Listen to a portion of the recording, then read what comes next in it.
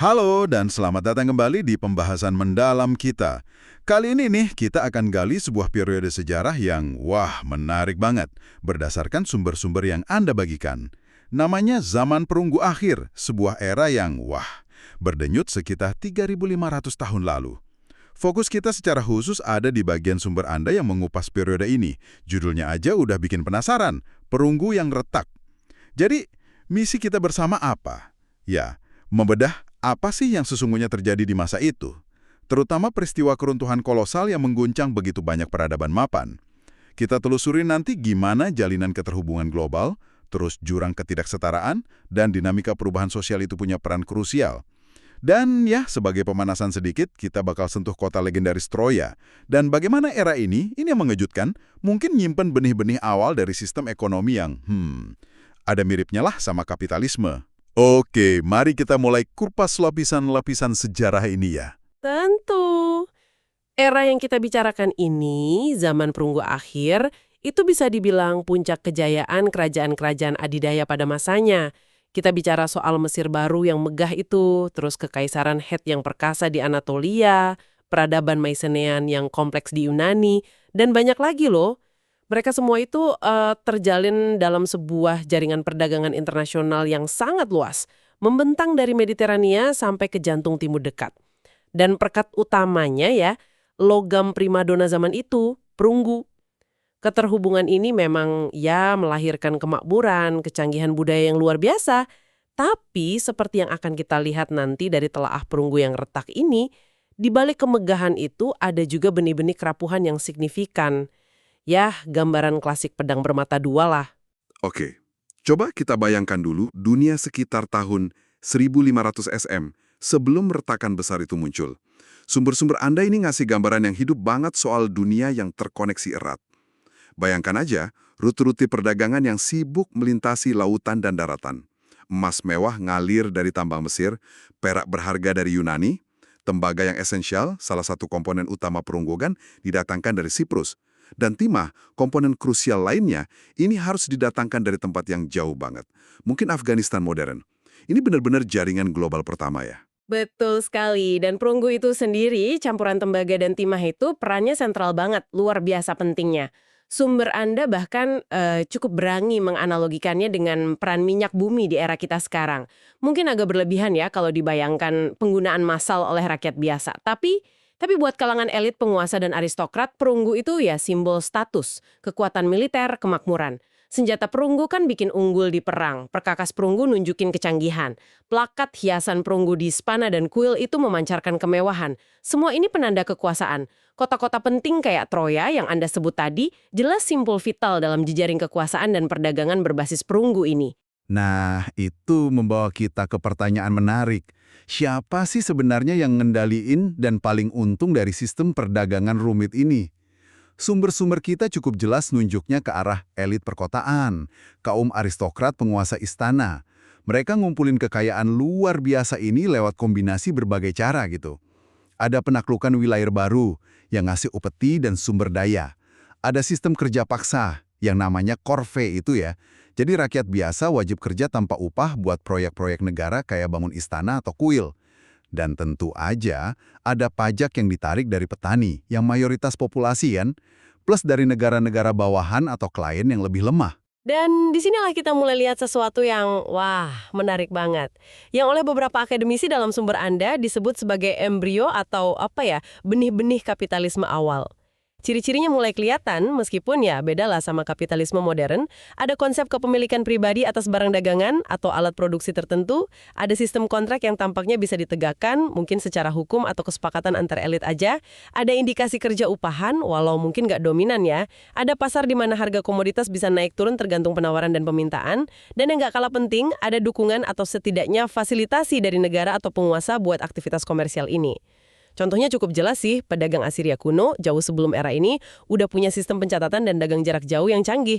Sumber Anda juga nyebut contoh spesifik kayak keringanan pajak. Catatan dari Ugarit, kota pelabuhan penting banget di pesisir Suriah, Nunjukin ada pedagang kaya yang bebas biaya masuk buat impor barang mewah kayak bir berkualitas, minyak zaitun, bahkan Kode Hammurabi dari Babilonia, salah satu hukum tertulis tertua yang kita punya, udah ngatur soal pinjaman kredit, terus netapin tarif pajak buat perdagangan. Sistem ini dengan segala keterbatasannya nunjukin betapa tuanya akar dari dorongan untuk dagang terstruktur dan ngumpulin kekayaan, elemen inti yang kemudian berkembang dalam sejarah peradaban barat kan? Itu poin yang menarik banget ya, soal betapa tuanya akar sistem ekonomi kita. Tapi sumber Anda juga ngegarisbawahi kalau kemakmuran ini sangat nggak merata, bukan? Ada bukti yang nunjukin peningkatan ketidaksetaraan sosial yang cukup tajam selama periode ini. Salah satu indikatornya, itu analisis arkeologis ukuran rumah di pemukiman Timur Dekat. Kelihatan jelas polanya, rumah elit makin besar, megah, kompleks, sementara rumah rakyat biasa, petani, pekerja, ya gitu-gitu aja, kecil dan sederhana. Ini ngasih gambaran kalau kehidupan sekitar 55% populasi mungkin jauh banget dari kilauan emas dan perunggu yang ada di istana, yang dinikmati para bangsawan dan pedagang besar itu. Bagaimana dampak ketidaksetaraan ini ya dalam sistem yang begitu terhubung itu? Persis seperti itu.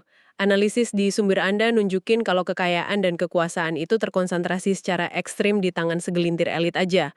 Penguasa, pendeta tinggi, pedagang internasional. Sistem yang canggih ini, ironisnya, secara inheren malah menciptakan dan memperdalam jurang kesenjangan sosial. Mayoritas populasi, para produsen pangan, tenaga kerja kasar, ya nanggung beban produksi dan pajak tanpa nikmatin banyak hasil kemakmuran. Ketidaksetaraan struktural ini ditambah ketergantungan tinggi pada jaringan dagang global yang kompleks dan rentan, kayak pasokan timah dari jauh itu, yang jadi salah satu faktor kerentanan utama sistem zaman perunggu akhir. Fondasinya mungkin kelihatan kokoh dari luar, tapi di dalamnya itu ada retakan-retakan sosial dan ekonomi. Ketidaksetaraan dan ketergantungan ini ternyata jadi semacam bom waktu ya. Oke, sumber Anda kemudian bawa kita ke inti pembahasan, perunggu yang retak. Peristiwa dramatis keruntuhan zaman perunggu akhir, puncaknya itu sekitar tahun 1200 SM. Sumber-sumber Anda ini nekenin banget kalau ini bukan satu ledakan tunggal yang tiba-tiba gitu. Keliru kalau bayanginnya gitu. Lebih pas menggambarkannya sebagai kaleidoskop keruntuhan. Serangkaian krisis yang kompleks, saling terkait, tapi munculnya beda-beda di wilayah beda. Dan berlangsungnya cukup panjang, mungkin beberapa dekade atau bahkan 1-2 abad di beberapa tempat. Tapi dampak kumulatifnya, wah dahsyat banget. Kota-kota besar yang tadinya pusat peradaban hancur lebur. Hattusa, ibu kota kekaisaran Hittite yang dulu dominan, itu ditinggalin dan dibakar habis. Pusat-pusat kekuasaan Mycenaean di Yunani, istananya megah-megah, nasibnya sama aja. Ugarit, kota pelabuhan kaya dan kosmopolitan itu lenyap di telan api. Ninggalin arsip tablet tanah liat yang ngerekam hari-hari terakhirnya, skala kehancurannya sulit kita bayangkan ya. Iya, skala kehancurannya memang masif di banyak pusat kekuasaan. Namun, poin krusial yang ditekankan sumber Anda, itu dampaknya sangat bervariasi. Nggak semua wilayah hancur total loh. Beberapa daerah mungkin cuma ngalamin penurunan populasi atau kemunduran ekonomi. Sementara yang lain mungkin relatif nggak terpengaruh langsung. Dan kalau kita fokus terus ke kehancuran istana dan kota besar, bisa jadi kita nggak lihat apa yang terjadi pada mayoritas populasi, yaitu sekitar 95% penduduk yang hidup di desa sebagai petani atau pengembala. Bagi mereka nih, runtuhnya struktur kekaisaran besar kayak Hittite atau sistem istana Mycenaean mungkin malah bawa semacam kelegaan. Beban pajak yang mencekik, kewajiban kerja paksa, korve buat proyek elit yang nggak ada habisnya, itu tiba-tiba hilang bareng runtuhnya otoritas pusat. Ini dukung gagasan di sumber Anda bahwa keruntuhan sebuah sistem nggak selalu berarti bencana total buat semua lapisan masyarakat. Buat sebagian orang itu bisa berarti pembebasan. Itu perspektif yang menarik ya, bahwa keruntuhan bisa berarti kelegaan bagi sebagian. Dan bahkan ada temuan lain yang cukup mengejutkan dari Yunani pasca keruntuhan, bukan? Sumber Anda nyebutin kalau daerah-daerah di Yunani yang struktur sosialnya kayaknya lebih egaliter, yang nggak punya istana megah kayak pusat Mycenaean, misalnya Pylos atau Mycenae itu sendiri, justru kelihatan lebih tangguh. Wilayah kayak Korintus, Achaia, daerah sekitar Teluk Euboea, yang kayaknya nggak terlalu bertingkat-tingkat secara sosial, justru bertahan. Atau bahkan mungkin berkembang setelah pusat kekuasaan lain ambruk. Apakah sumbernya ngasih petunjuk kenapa ya struktur yang lebih egaliter itu lebih tahan banting? Apa karena lebih mandiri ekonominya? Atau gimana? Sumber-sumber itu nggak ngasih jawaban pasti sih, tapi mereka nyajiin kemungkinan yang menarik. Bisa jadi wilayah-wilayah ini kurang bergantung sama jaringan dagang jarak jauh yang kompleks dan rapuh itu, terutama buat barang-barang elit kayak perunggu dan barang mewah lain. Ekonomi mereka mungkin lebih basisnya lokal dan subsisten. Selain itu, struktur sosial yang lebih datar mungkin berarti ada tingkat kohesi sosial yang lebih tinggi, dan mekanisme pengambilan keputusan yang lebih terdistribusi jadi lebih adaptif terhadap guncangan. Ini semua nimbulin pertanyaan penting yang diangkat di materi Anda. Apakah keruntuhan zaman perunggu akhir ini intinya fenomena yang paling parah nimpa kaum elit dan sistem kekuasaan mereka yang tersentralisasi dan gak setara itu? Apakah kerapuhan sistem mereka yang begitu saling terhubung tapi sangat timpang ini yang jadi pemicu utama kejatuhan mereka? Hilangnya istana, jaringan dagang mewah, birokrasi yang kompleks, itu mungkin bencana katastrofik buat raja dan bangsawan.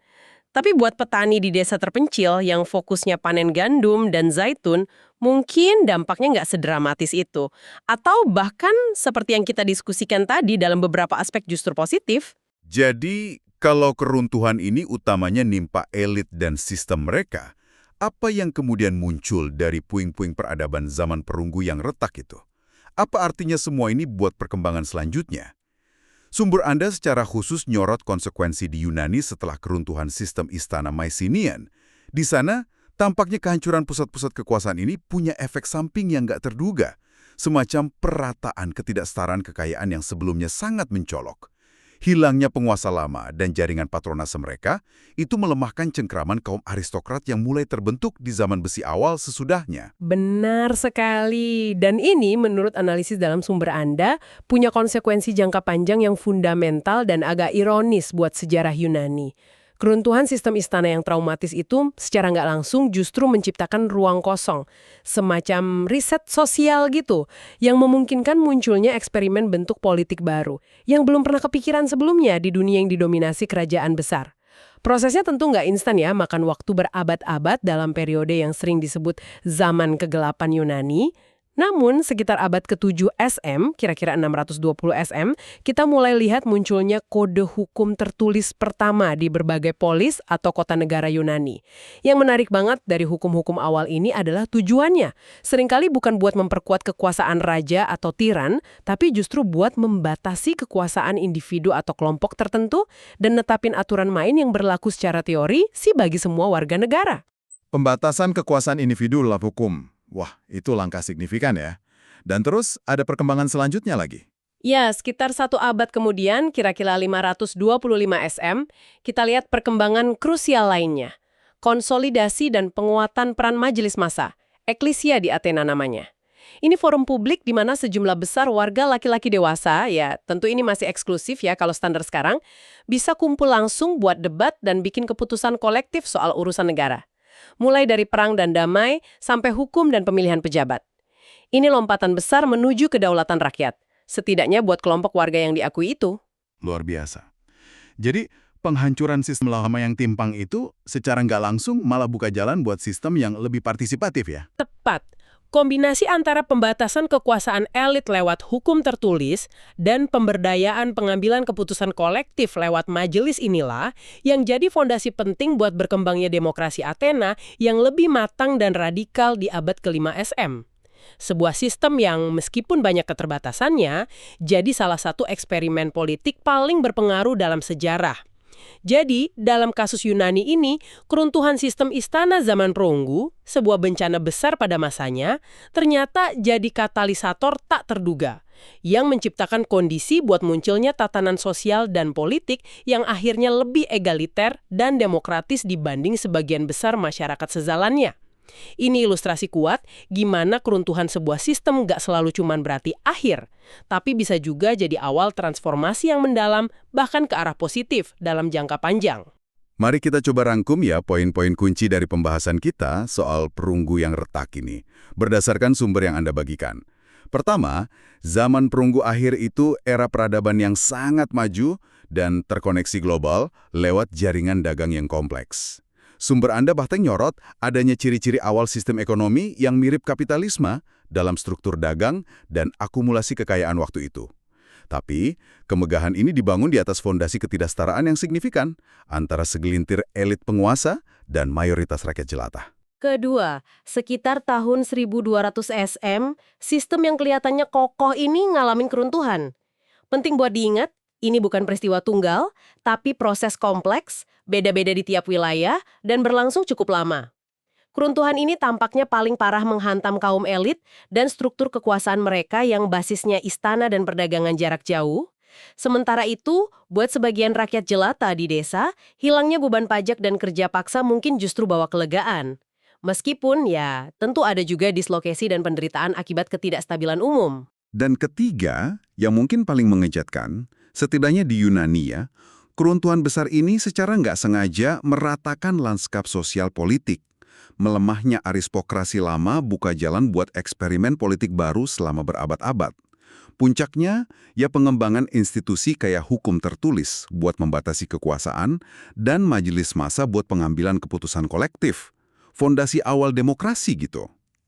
Pelajaran pentingnya nih, keterhubungan global kayak di zaman perunggu bisa jadi pedang bermata dua, bawa kemakmuran sekaligus kerentanan ekstrim. Dan keruntuhan sebuah tatanan, betapapun dahsyatnya, nggak selalu berarti akhir segalanya.